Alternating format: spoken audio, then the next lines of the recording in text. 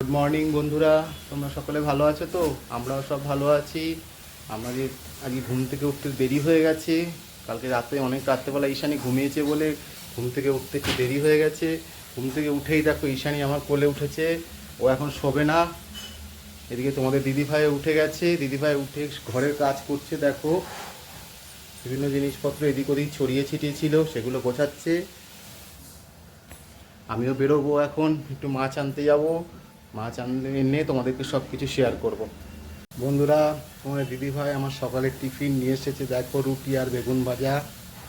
এখন সকালে টিফিন করব, টিফিন করে তারপরে অফিস যাওয়ার জন্য তৈরি হব। বন্ধুরা দেখো, তোমার দাদাভাই রেডি হচ্ছে।